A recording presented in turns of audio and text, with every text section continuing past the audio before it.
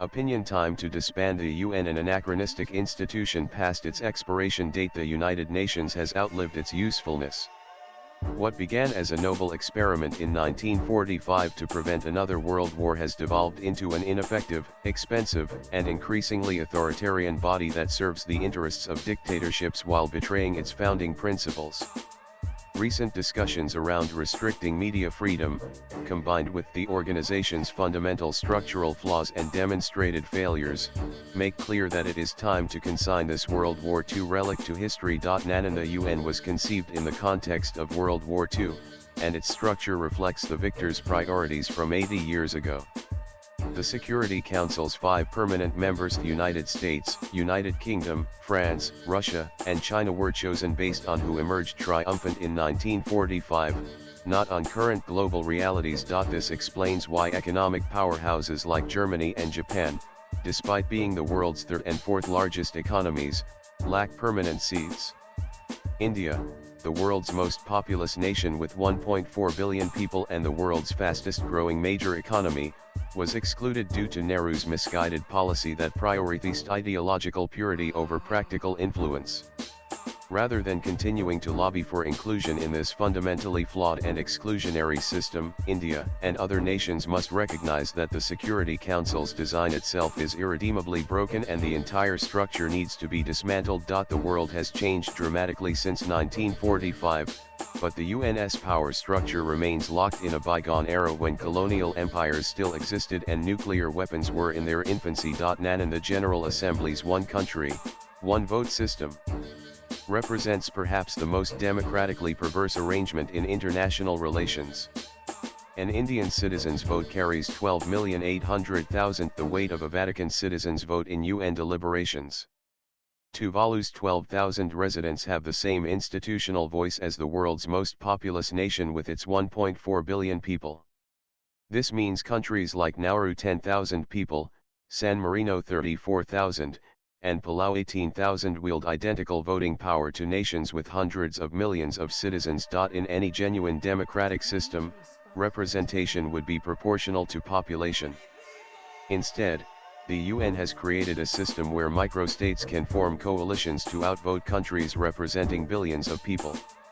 This isn't democracy, it's a parody of representation that makes a mockery of the principle of democratic rights. The UN Human Rights Council exemplifies how the organization has become a shield for the world's worst regimes rather than a sword for justice.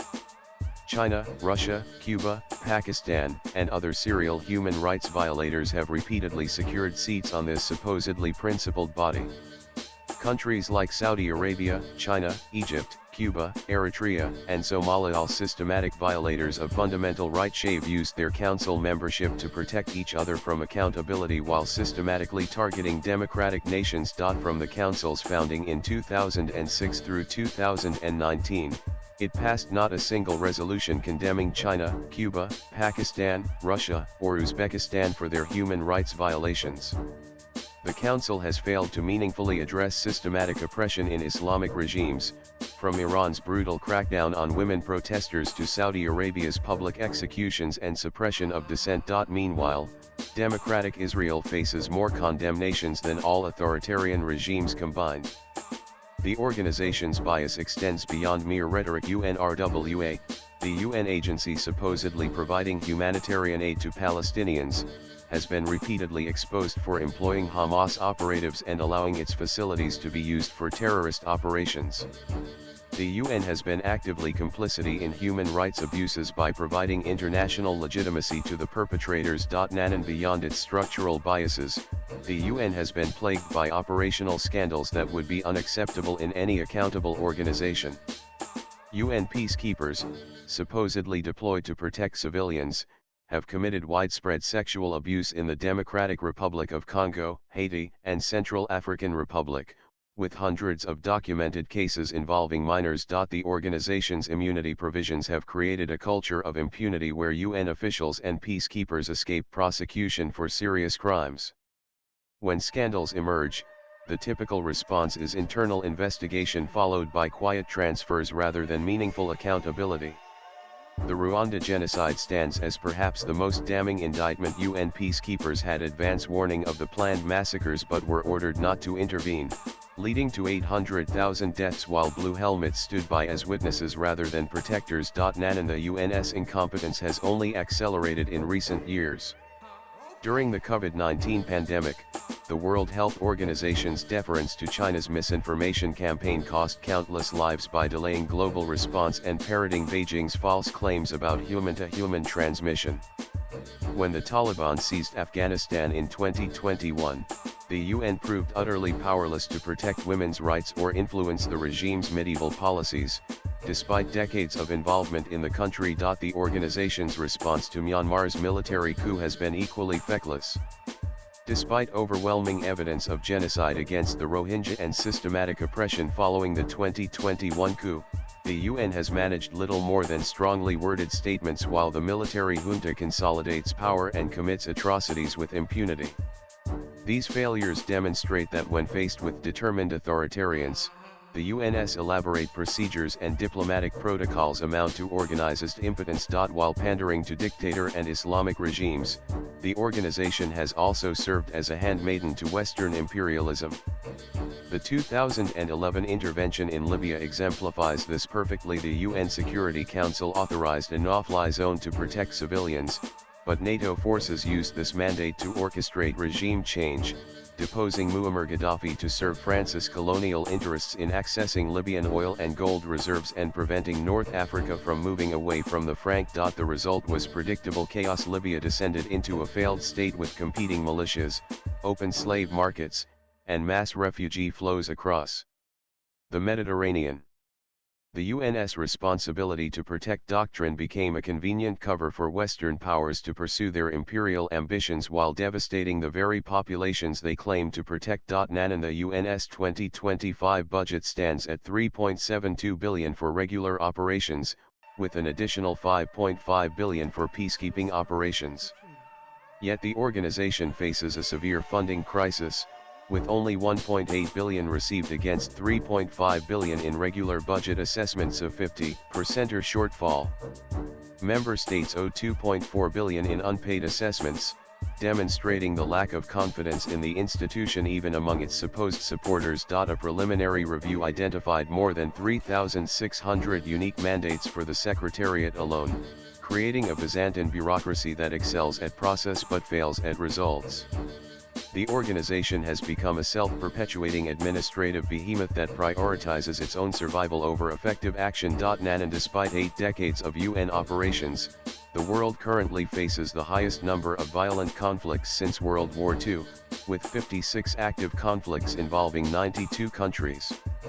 Despite the vaunted peacekeeping of the UN, conflicts continue to proliferate and intensify. The organization has failed spectacularly in its primary mission of maintaining international peace and security. It stood by during genocides in Rwanda, Bosnia, and Myanmar. It was powerless to prevent Russia's invasion of Ukraine or stop the carnage in Syria. In 2017, almost 500,000 people were killed in homicides worldwide, far surpassing the 89,000 killed in active armed conflicts, yet the UN's focus remains on diplomatic theater rather than addressing real violence. And the UN's supporters will argue for reform rather than abolition, but the institution's problems are structural, not procedural.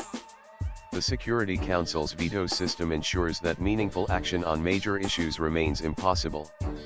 The General Assembly's voting structure cannot be reformed without the consent of the very microstates that benefit from the current system's absurdity. Regional organizations like the European Union, African Union, and ASEAN have proven more effective at addressing their members' specific challenges.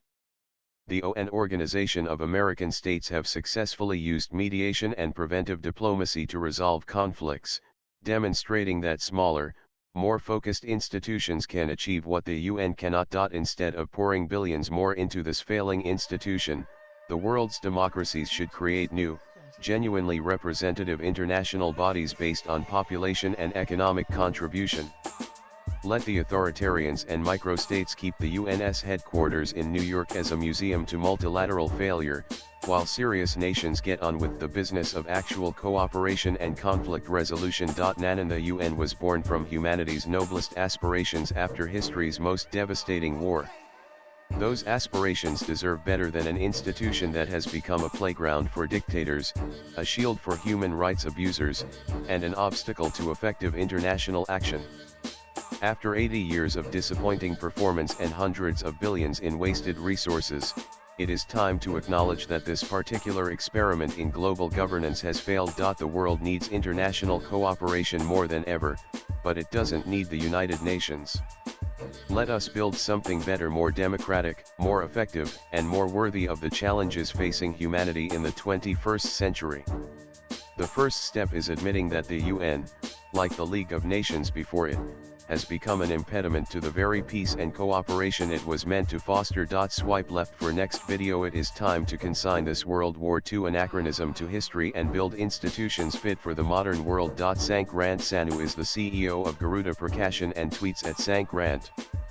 Views expressed in the above piece are personal and solely those of the author. They do not necessarily reflect News 18's views. Latest blogs.